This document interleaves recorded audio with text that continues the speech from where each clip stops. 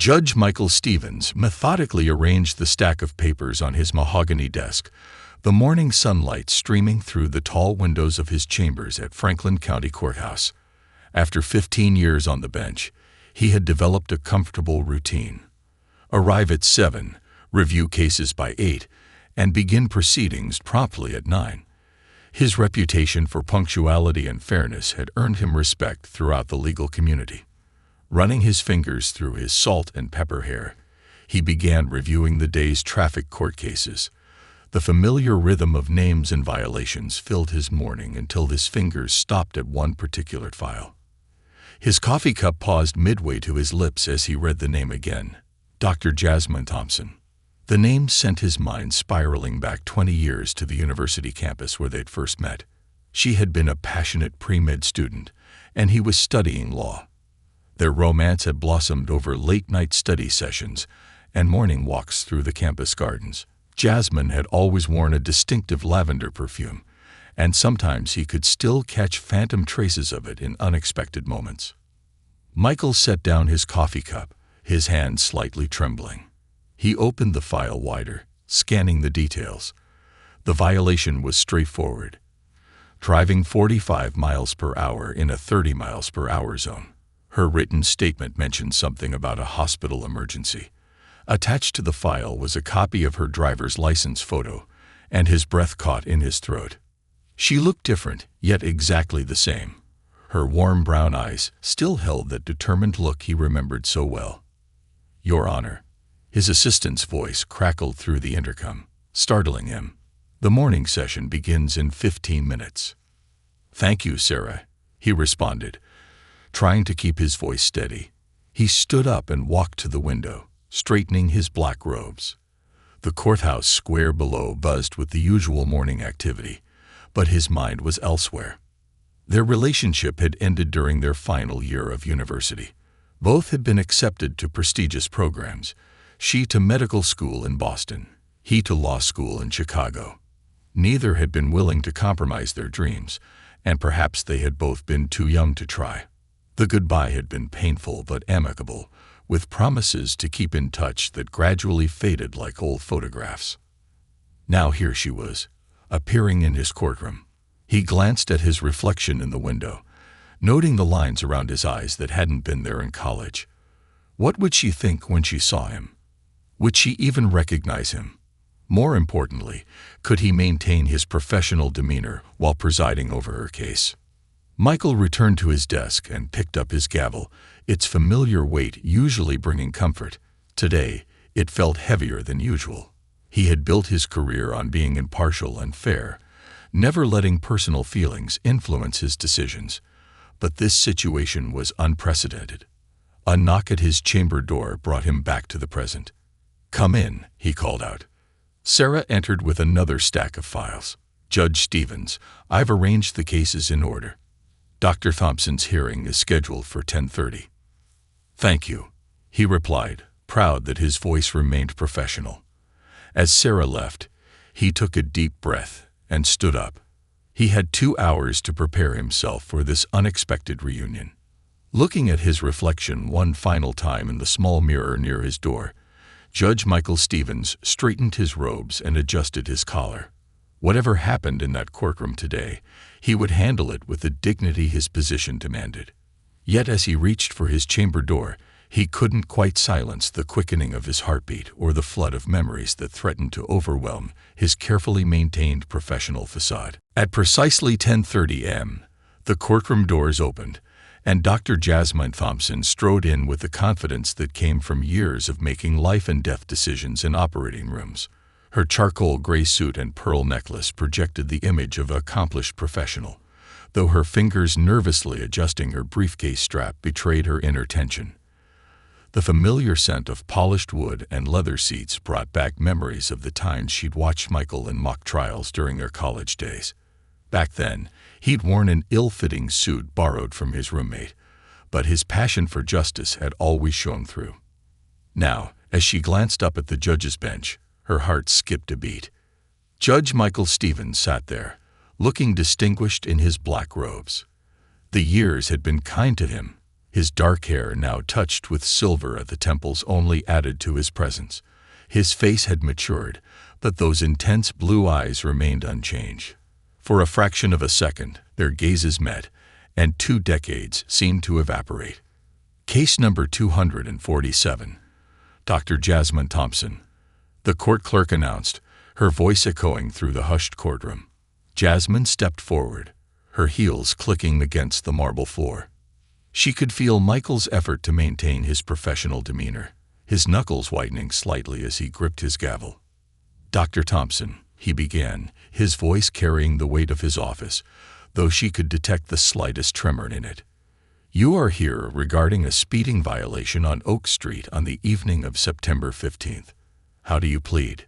Jasmine straightened her shoulders, channeling the same composure she maintained during complex surgeries.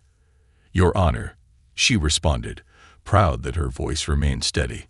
I plead guilty with an explanation. The familiar formality of their interaction felt surreal. Here they were, addressing each other as Your Honor and Dr. Thompson, when once they'd shared whispered nicknames and dreams of the future over coffee and textbooks. As she began explaining the circumstances of her violation, rushing to the hospital for an emergency procedure on a 6-year-old patient, she noticed subtle changes in Michael's expression. The slight furrow of his brow, the way he tilted his head while listening. Some habits hadn't changed in 20 years. The other people in the courtroom seemed to fade into the background as an unspoken current of recognition passed between them. A young clerk noticed the unusual tension and glanced curiously between the judge and the defendant, sensing there was more to this interaction than a simple traffic violation. I have the emergency room records here, Your Honor, Jasmine continued, reaching into her briefcase.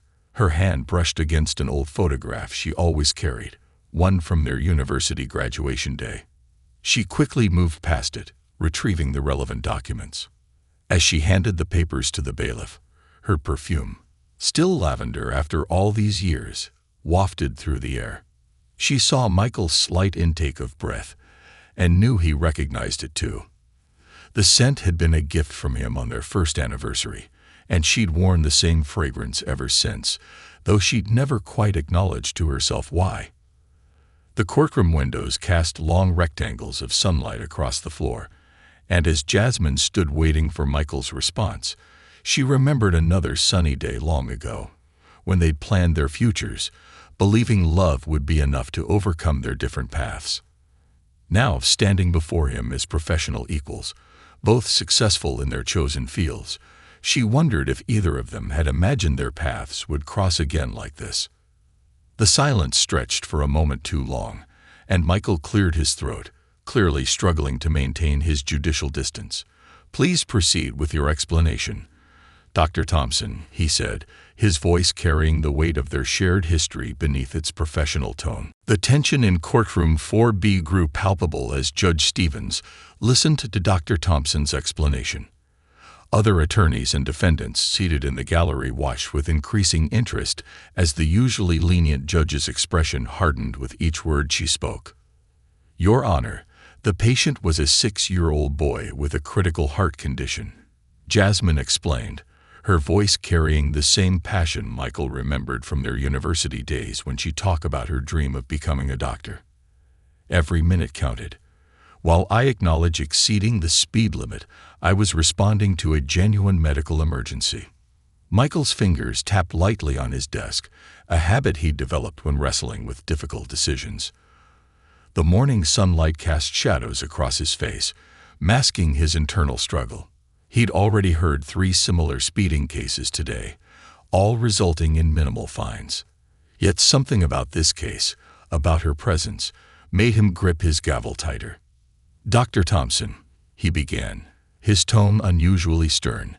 While I understand the urgency of medical emergencies, the law doesn't provide exceptions for speeding violations by medical professionals.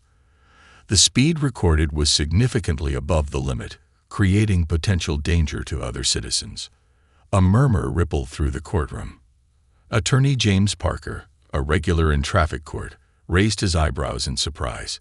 He'd seen Judge Stevens dismiss similar cases with a warning just last week. The court reporter's fingers paused briefly over her stenotech machine, sensing the shift in the judge's typical demeanor. Jasmine stood straighter, her professional dignity evident in every line of her posture. "Your Honor, I have documentation from the hospital confirming the emergency nature of the call. The patient, Tommy Chen, required immediate intervention. I'm pleased to report he survived and is recovering well, partly due to our quick response time." Michael shuffled the papers before him, avoiding her direct gaze.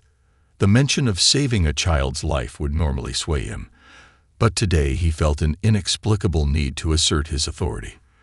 "The court acknowledges your noble intentions, Dr. Thompson. However, the law must be applied consistently." The sunlight caught the pearl necklace at Jasmine's throat, similar to one he'd given her for her 20th birthday. He pushed the memory aside and continued, "I'm imposing a fine of $500, double the standard penalty for this violation." The courtroom fell silent. Even the bailiff, Officer Rodriguez, who had served with Judge Stevens for 8 years, looked surprised. Jasmine's composed expression flickered briefly, a mix of disbelief and something else. Disappointment, perhaps, crossing her face. Furthermore, Michael continued, his voice growing firmer as if to convince himself, "I'm requiring attendance at a driver safety course. The court cannot set a precedent that medical professionals are above traffic laws, regardless of circumstances." Attorney Parker scribbled furiously in his notepad. In 15 years of practice, he'd never seen Judge Stevens impose such a harsh penalty for a first-time speeding offense, especially one with clear mitigating circumstances. Jasmine accepted the ruling with professional grace, though her fingers gripped her briefcase handle tightly. "Thank you, Your Honor," she said, her voice carrying a subtle edge that only Michael would recognize, the same tone she'd used years ago when he'd made particularly frustrating decisions. As she turned to leave, Michael found himself staring at her retreating figure, suddenly aware of the whispers among the court staff. He'd maintained his authority, yes, but at what cost? The weight of his decision settled uncomfortably in his chest as he called the next case, knowing that his ruling had been influenced by something far more personal than legal precedent. The morning sun had shifted, leaving the courtroom in partial shadow, much like the complex emotions clouding his usually clear judicial judgment. At precisely 2:45 p.m., a knock echoed through Judge Stevens' chambers. He looked up from the stack of case files he'd been pretending to review, knowing exactly who stood on the other side of the heavy oak door. "Come in," he called out, his voice steadier than he felt. Jasmine entered, closing the door softly behind her. The late afternoon light streaming through the window caught the silver threads in her expertly twisted bun, a subtle reminder of the years that had passed. "Thank you for agreeing to see me, Your Honor," she said, maintaining professional formality. "Please, sit down." Michael gestured to the leather chair across from his desk, the same chair where countless attorneys had sat before, but this was different. He loosened his collar slightly, suddenly aware of how warm his chambers felt. "Given the circumstances, I think we can dispense with titles. It's been a long time, Jasmine." She sat down, smoothing her skirt with practiced precision. 20 years, 2 months, and approximately 14 days, she replied, a hint of their old familiarity creeping into her voice. "But who's counting?" The ghost of a smile crossed Michael's face before he caught himself. "You're here about the fine," he stated, not quite meeting her eyes. "I'm here about your obvious bias," Jasmine corrected him, her tone gentle but firm. 3 other cases this morning, similar circumstances, minimal fines. I checked the records, Michael. They're public, you know." Michael stood up and walked to the window, looking out at the courthouse garden, where young lawyers often gathered during lunch breaks. "My ruling was within legal guidelines," he said, more to the window than to her. "It was punitive and you know it," Jasmine responded, rising from her chair. "Is this because of how things ended between us, or because I chose Boston over us?" The question hung in the air between them, heavy with unspoken regrets. Michael turned back to face her, noticing how she still had that habit of tilting her head slightly when challenging someone's logic, the same way she used to challenge his study theories in law school. "This isn't about Boston," he said quietly. "This is about maintaining proper judicial conduct. Your case came before my court, and I handled it as I would any other case." "Did you?" Jasmine stepped closer, the familiar scent of lavender momentarily transporting him back to university hallways and shared dreams, because the Michael Stevens I knew valued fairness above everything else. He wouldn't let personal history cloud his judgment. Her words struck home, and Michael sank back into his chair, suddenly feeling the weight of his robes.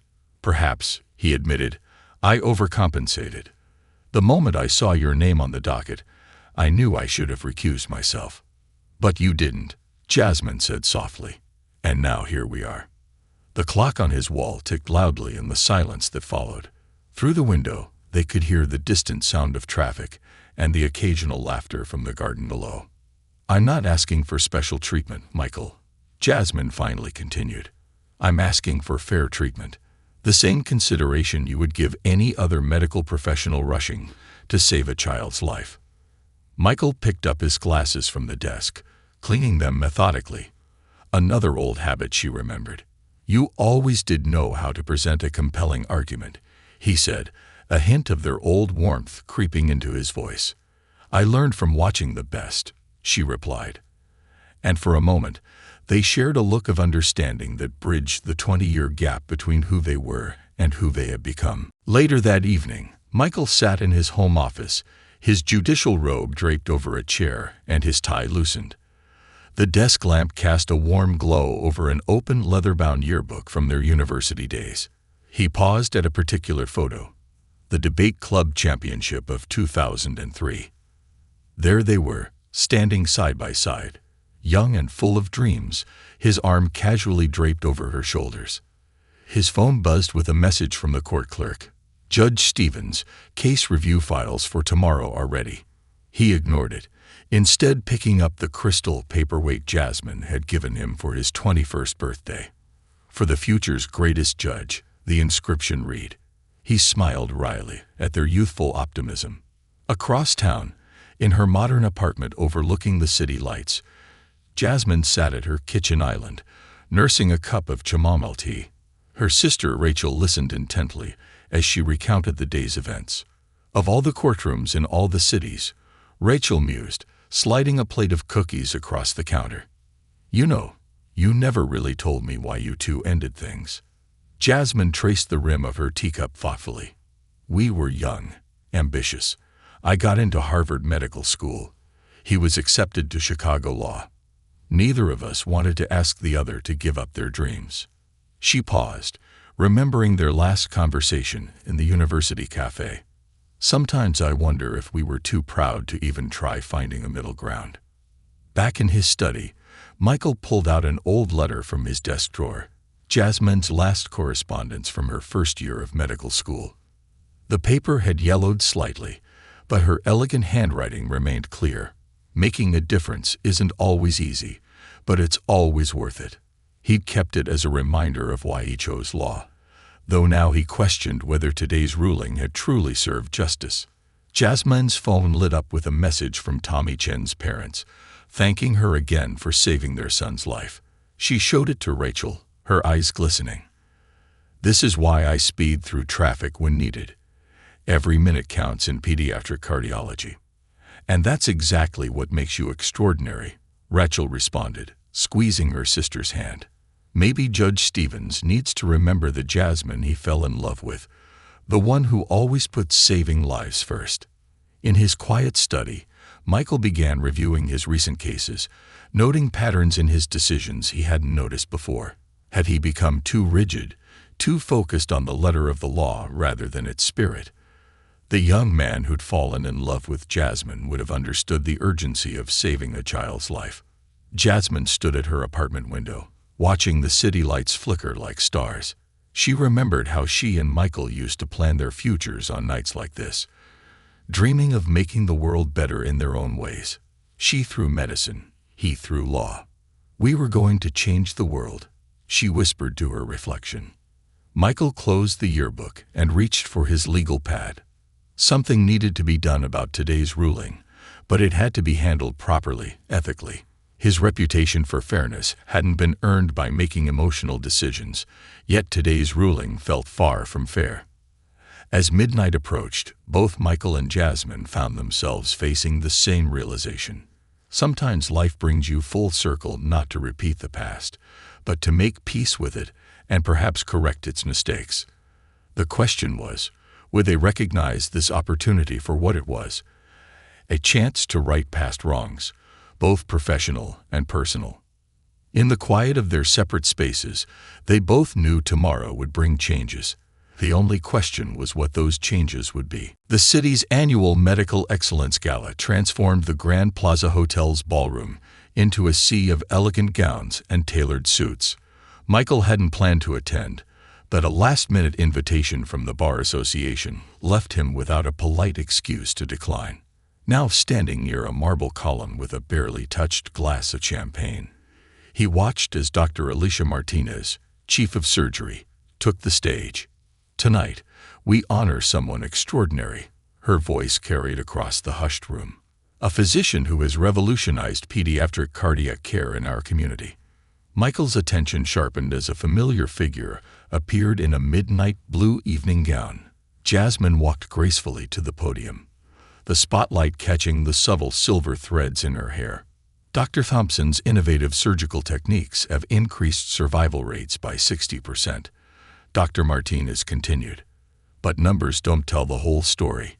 Last month alone, she performed emergency surgeries on 12 children, including a remarkable save of young Tommy Chen, who would not be alive today without her quick response and expertise. The mention of Tommy's name sent a jolt through Michael. He remembered the hospital records from her traffic case, the timestamps showing just how critical those minutes had been. Furthermore, her outreach program has provided free cardiac screenings to over 2,000 underprivileged children, Dr. Martinez added, 7 of whom were diagnosed with life-threatening conditions that might have gone undetected. As applause filled the room, Michael set down his champagne glass. Each achievement mentioned felt like a gentle rebuke to his harsh ruling. He watched as parents of former patients approached Jasmine, some with tears in their eyes, others with smiling children by their side. A small boy, no more than 6, tugged at Jasmine's gown. Michael recognized him from a photo in the hospital records. Tommy Chen. She knelt down to his level, her face lighting up as he handed her a slightly crumpled drawing of what appeared to be a heart with wings. Judge Stevens. A familiar voice pulled him from his observations. Sarah Chen, his court clerk, stood beside him in a red cocktail dress. I didn't expect to see you here. Sarah, I didn't know you. He trailed off, noticing her resemblance to the young boy. Tommy is my nephew, she explained softly. Dr. Thompson saved his life that day. She was rushing to the hospital. She paused, choosing her next words carefully. The day she appeared in your courtroom. Michael felt the weight of his earlier judgment pressing down on his shoulders. He watched as Jasmine continued to interact with her patients and their families, her genuine care evident in every gesture. In that moment, memories flooded back. Of late-night study sessions where she'd explained complex medical concepts with passionate enthusiasm, of her unwavering dedication to helping others, of the young woman who'd chosen a difficult path because she believed in making a difference. Your Honor, Sarah's voice was gentle but firm. Sometimes justice needs a human heart to balance its scales. Michael nodded, his decision crystallizing. Tomorrow, he would take the necessary steps to review the case, not because of their past, but because it was the right thing to do. Because sometimes, the letter of the law needed to be tempered with an understanding of its spirit. As he turned to leave the gala, he caught one last glimpse of Jasmine, now surrounded by her colleagues and patients' families. She was exactly where she was meant to be, doing exactly what she was meant to do. And perhaps, he realized, so was he. Not just as a judge, but as someone who could ensure that justice served its truest purpose, protecting those who served others. The following morning, Judge Stevens arrived at his chambers earlier than usual. The first rays of sunlight had barely touched the courthouse steps when he began drafting the official documents. His silver pen moved purposefully across the legal papers as he composed a formal request for case review. Sarah brought in his morning coffee, pausing as she noticed the determination in his expression. "I've rearranged your morning schedule as requested, Your Honor," she said, placing a fresh stack of files on his desk. "Judge Patricia Hamilton is available at 9:30. Michael nodded, appreciating Sarah's efficiency. Judge Hamilton, with her 30 years of experience and unquestionable integrity, was the perfect choice to review the case. He carefully organized the documents, including a detailed letter explaining his decision to step back from the case. At precisely 9:30, he knocked on Judge Hamilton's chamber door. The distinguished judge, her silver hair swept into an elegant bun, welcomed him with a knowing look. She'd known Michael since he was a young law clerk, and this was the first time he'd ever requested a case review. "Pat," he began, settling into the chair across from her desk, "I need your help with a matter of professional integrity." He placed the case file on her desk, watching as she adjusted her reading glasses. "Ah," she said simply, reviewing the documents. Her years of experience allowed her to quickly grasp the situation. "Sometimes our past walks into our courtroom, doesn't it, Michael?" He managed a small smile. "I should have recused myself immediately. My personal history with Dr. Thompson affected my judgment, resulting in an overly harsh ruling." Judge Hamilton raised an eyebrow. "The fine was within legal limits," she observed. "But not within the bounds of fairness," Michael replied firmly. "Not when compared to similar cases." As they discussed the details, Michael felt a weight lifting from his shoulders. Judge Hamilton agreed to review the case, scheduling a new hearing for the following week. Before leaving her chambers, he handed her one more envelope. "What's this?" she asked. "A personal letter for Dr. Thompson," he replied. "I'm requesting it be delivered with the official case review notification." Later that afternoon, in her hospital office, Jasmine opened the unexpected envelope from the courthouse. Inside, beneath the formal legal documents, she found a handwritten letter. "Dear Jasmine, 20 years ago, you taught me that justice without compassion is merely rules without purpose. I lost sight of that lesson in your courtroom last week. My decision was influenced by unresolved feelings from our past, and for that, I apologize. I've requested a complete review of your case by Judge Hamilton. This isn't favoritism. It's a correction of my own lapse in judgment. Your dedication to saving lives, particularly young Tommy Chen's, reminded me why we both chose our respective paths. The young man who loved you wanted to change the world through law, just as you wanted to save it through medicine. We may have taken different roads, but our destinations weren't so different after all. I'm learning that sometimes the bravest thing a judge can do is admit when he's wrong.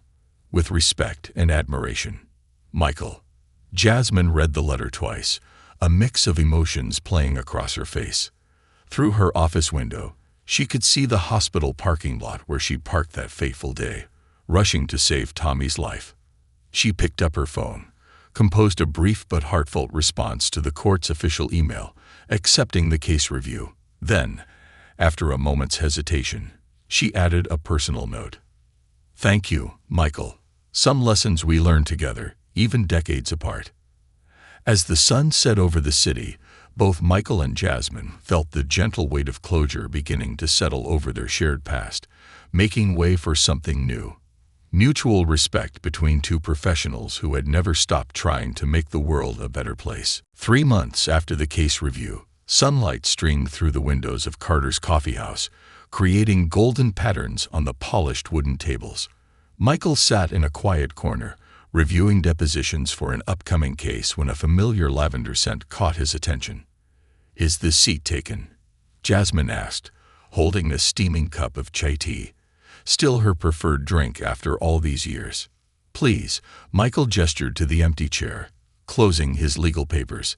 He noticed she wasn't wearing her doctor's coat, but rather a casual blue sweater that brought out the warmth in her eyes. "I heard about your recent decision on the medical transport services case," she said, stirring her tea. "Allowing ambulances to claim emergency privileges in school zones during off hours. That will save lives." Michael smiled, remembering how the lessons from her case had influenced his ruling. "Sometimes doing the right thing means looking beyond the strict letter of the law," he replied, then added with a hint of humor, "A wise doctor once helped me remember that." They shared a comfortable laugh, the awkwardness of their past finally fading into something lighter. Through the coffee shop window, they could see the city they'd both chosen to serve, her hospital visible in the distance, his courthouse just a few blocks away. "Tommy Chen is starting soccer this spring," Jasmine mentioned, her eyes brightening. "His parents invited me to his first game. You should come. Sarah would love to see her uncle there supporting her nephew." "I'd like that," Michael replied, realizing how natural this conversation felt. "You know, I've been implementing some changes in traffic court. Medical professionals can now submit emergency documentation before their hearings. It's streamlining the process for genuine cases." Jasmine nodded approvingly. "Progress comes in many forms, doesn't it? Speaking of which, I'm developing a new outreach program, bringing cardiac screenings directly to schools. We could use some legal guidance on the paperwork. I might know someone who could help," Michael offered, his eyes crinkling with warmth. "Perhaps over coffee next week." A young barista approached their table, offering refills. As she walked away, she whispered to her colleague, "They look so comfortable together, like old friends." "Better than old friends," Jasmine responded to Michael's offer. "We're who we were meant to become. It just took us 20 years and one traffic ticket to figure that out." They spent the next hour sharing stories about their careers, their achievements, and the paths that had led them back to this moment. No longer weighed down by what could have been, they found joy in what was. Two accomplished professionals who had each made their mark on the world, just as they dreamed of doing in college. As the afternoon sun began to fade, they gathered their belongings, ready to return to their respective duties. Standing at the coffee shop door, Michael turned to Jasmine. "You know, sometimes I think about that day in traffic court," he said thoughtfully. "What seemed like an awkward coincidence turned out to be quite the catalyst for change." "Life has a funny way of bringing things full circle," Jasmine replied, adjusting her bag. "But this time, we're better equipped to handle it." They stepped out onto the busy sidewalk, where their paths would diverge, she to her evening rounds, he to his case preparations. But now there was an understanding between them, a bridge built on mutual respect and shared purpose. "Same time next week?" Michael asked. "Wouldn't miss it," Jasmine smiled. "Just promise not to find me if I'm running late." Their laughter mingled with the city sounds as they parted ways, each carrying a piece of their renewed connection into the lives they'd built. Sometimes, they both realized, the best endings are actually new beginnings in disguise.